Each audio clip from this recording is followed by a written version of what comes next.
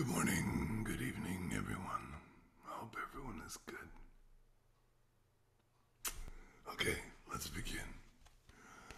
I'll start with reading Shokshu number 10, the principle of non-dissension. There is no conflict in the absolute universe. Conflict arises only in the relative world.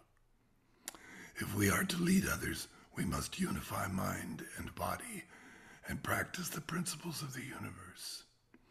Do not say that this is the world of survival of the fittest, where the stronger prey upon the weaker. The true way to peace is exactly the same as the principle of non-dissension.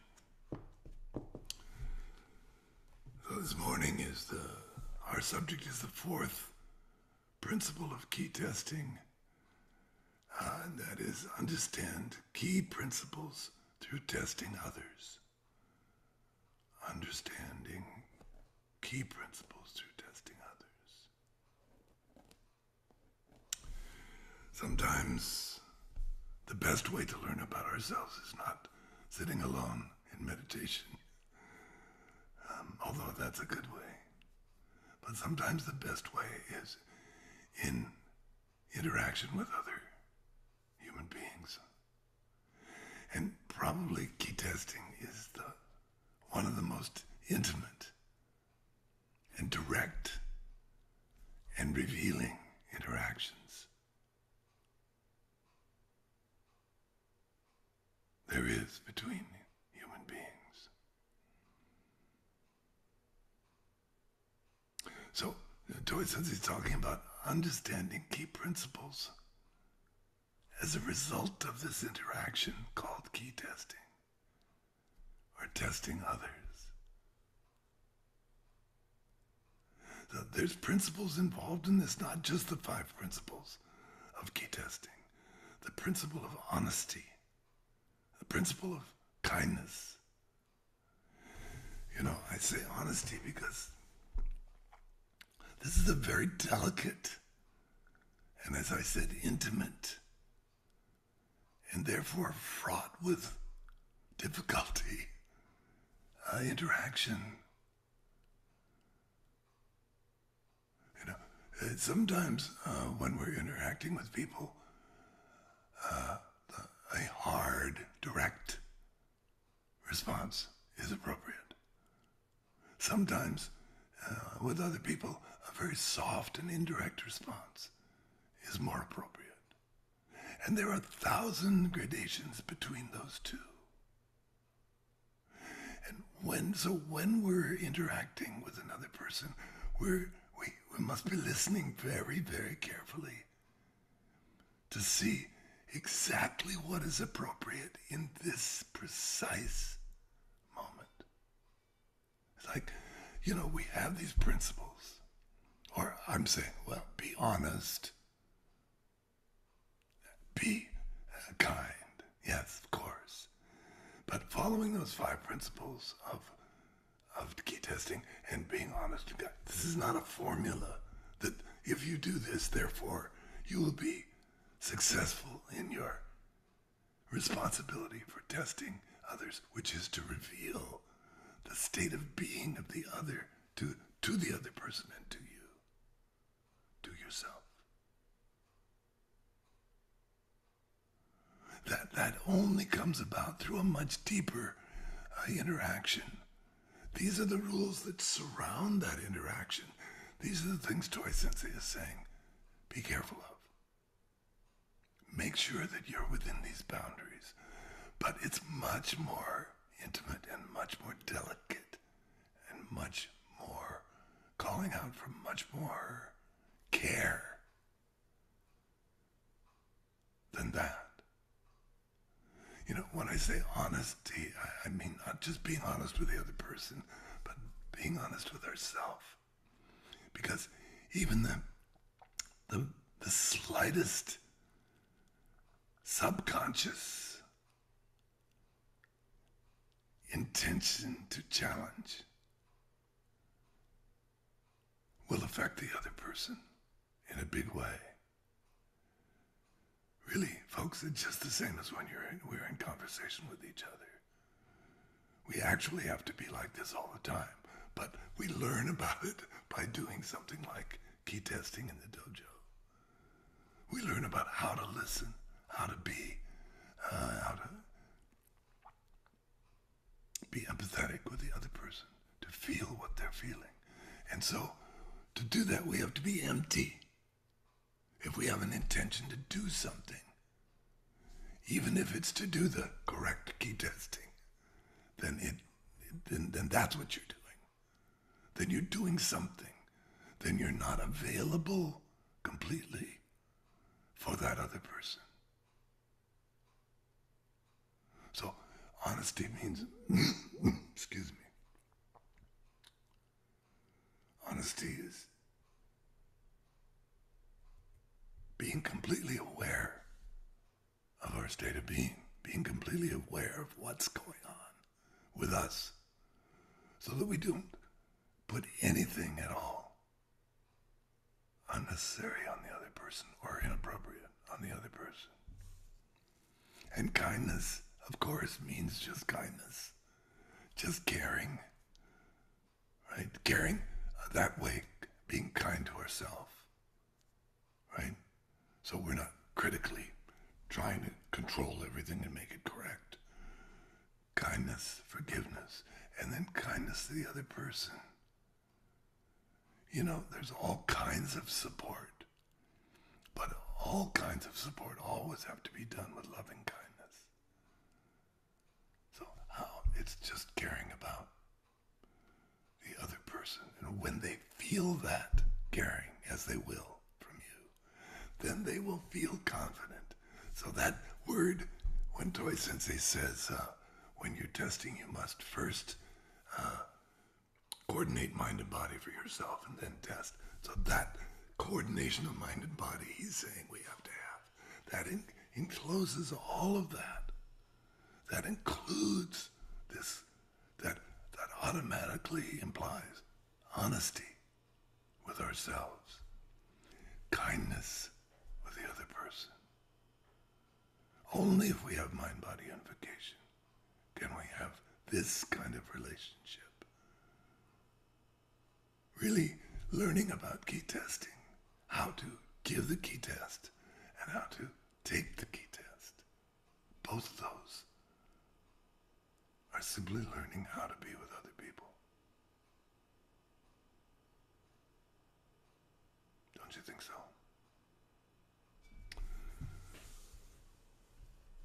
All right, let's begin with some key breathing.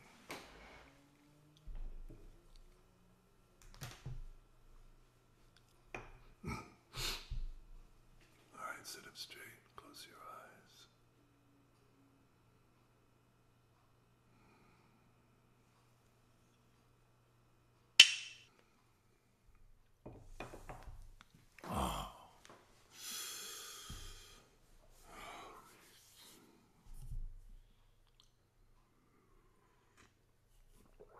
Maybe you noticed that when we ring the bell,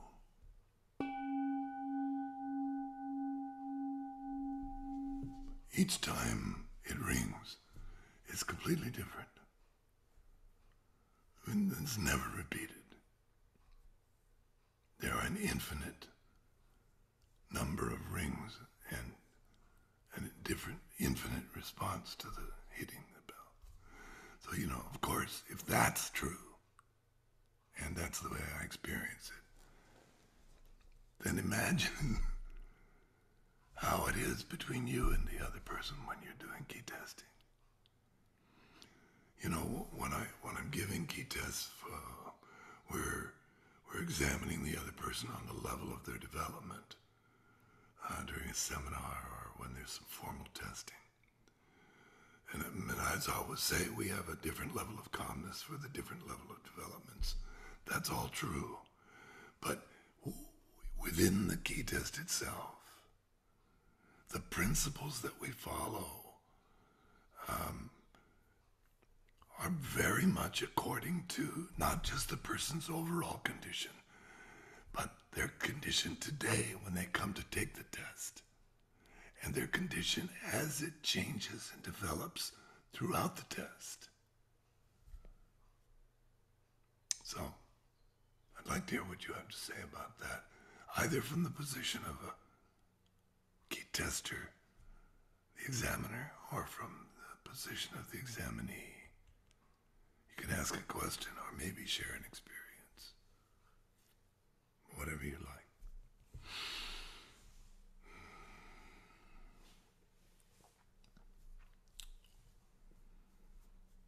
Lynn Curtis, I'd like to hear you say something about this, if you would, please. Thank you, Sensei.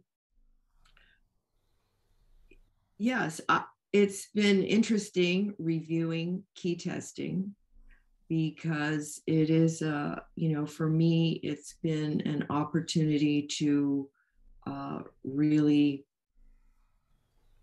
self-examine what it is I'm doing. And that never ceases in, I think in all the many years of training you can do, that never ceases. And I think it's an opportunity to, push away, get to the heart of you and your training and where you are at that moment.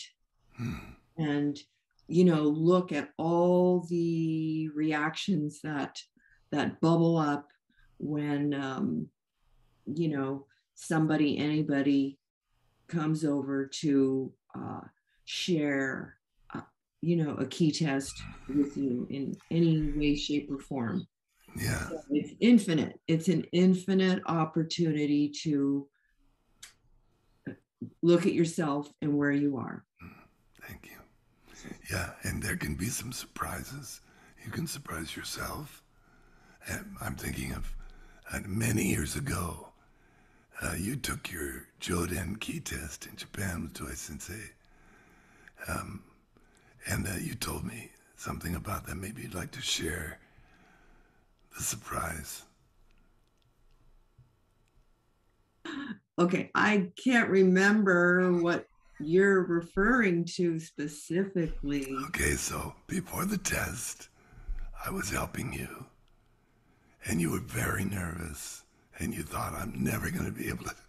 This is headquarters, Toys Suzuki Sensei made me take this test, and I don't know if I'm ready. And then when it came time, though, to take the test, something happened. And you told me about that. Well, yeah, I felt like my heart was going to beat and fly out of my chest. That's how nervous I was. And the intensity of the audience, the other Aikido students, senseis, practitioners, that only added to the intensity. But there was just something, I just felt myself just drop into my one point and focus outward. It was in the beautiful, the training hall across the street from the dojo. And I'll just always remember that moment of being able to drop into vast calmness in my one point. And I'm sure it was because of, who knows, but the support of, my fellow practitioners and really all the senseis and, sensei who was testing. Yeah, I was very, very happy to see what happened to you that day. So thank you for sharing that. Thank you. I appreciate it. Hey, Crystal Bukla, tell us about your experience in key testing. Okay.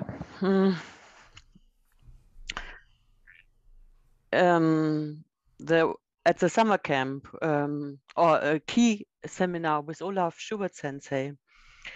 I was once feeling the key test from behind, and from my thinking, I think I was prepared, yes, but I wasn't at that moment, because I see all the students. It was a smaller room there, and at the summer camp, and I saw all the students from the other side looking at me, and I feeling very bad about me at that moment. Not very bad, but I feel frightened because of their looking at me. So my experience doing key tests is to be very authentic. You can't, yes, you have to be very honest about the actual situation in the present. You can't rely on past opportunities or past good tests. So it is only the truth at the moment. I was feeling it. Yeah. So Olaf Sensei helped me to pass the test. Then I remembered, and so. But this was a feeling. We have no. You can't rely on your past experiences. Yeah. You have to be really in the present moment, and this could be good or bad or unified or not. This is I think that the more times we take a key test, the more we understand what it is to give a key test, what's required to give a key test. And the more times we give a key test, the more we understand, the deeper our understanding is of how to receive a key test. So one side helps us to understand the other side. So the principles that are involved, I think this is Toi Sensei is saying, not just when testing others do we understand deeper, but when being tested. Because how to learn to be nage is to be uke. You know, Sensei always said, you cannot become nage until you learn to do uke properly. You cannot learn to lead until you learn to follow.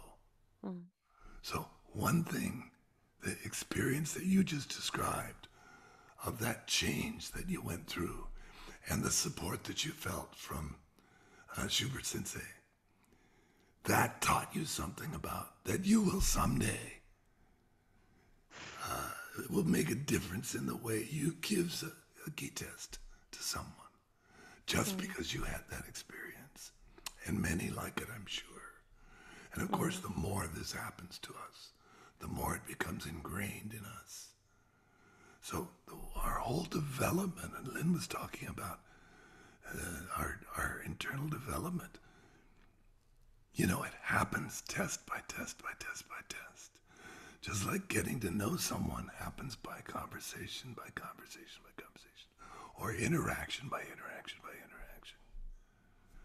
This maturing is what it's all about in the dojo. And you know, when we're in daily life and we're not practicing, we have no practice. We're just collecting things into our subconscious mind that come to us. And our reactions to those things, whatever they happen to be from our structures, are just reinforced. But when we're in the dojo, when we're practicing Aikido, we are practicing the principles of non-dissension. We're practicing the principles of honesty and kindness with each other consciously. And the teacher is there supporting that and only that in the dojo.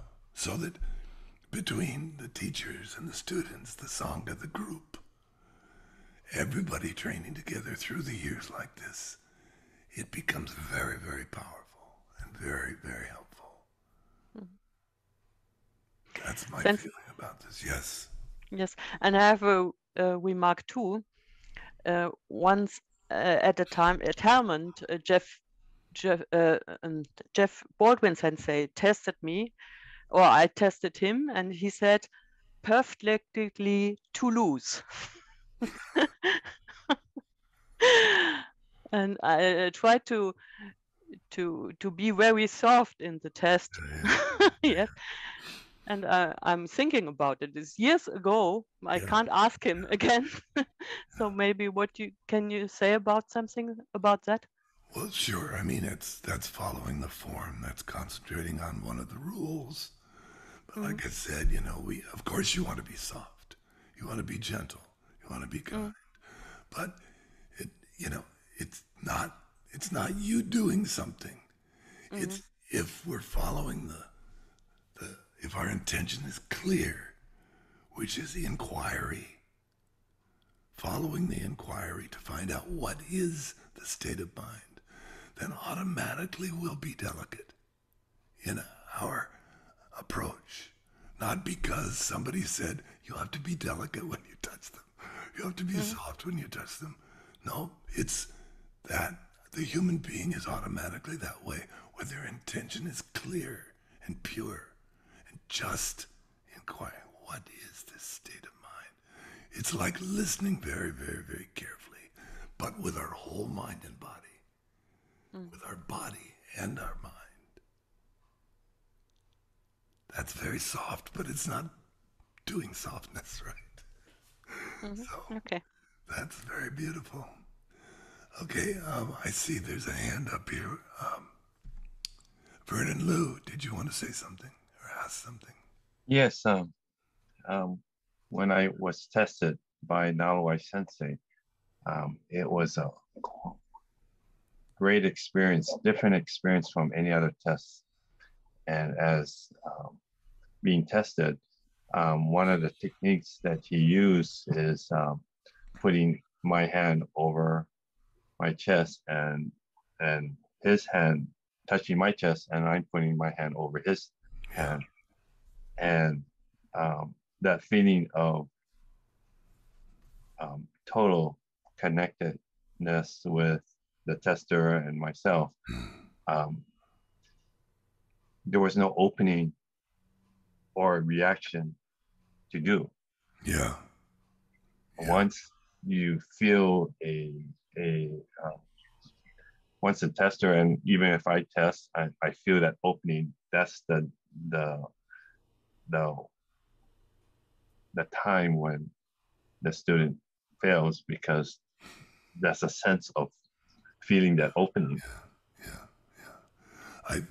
That's very interesting. I think Odd Vocal Sensei told us one time that I asked one time about that he feels the feeling he feels when he touches himself. He wants to have that feeling when someone else is touching him, testing him. When we test ourselves, we put our hand on our own chest. It's so familiar. There's no difference. There's no separation. So we want to have exactly that same feeling when the other person touches, and putting our hand on top of the other person's hand. It's a great way to feel that. Thank you very much. Yes. Okay, everybody, our time is up. So thank you so much. And we still have one more principle for key testing to do next week. And then we'll move on to something else, okay? So thank you very much. Domo arigatou gozaimashita.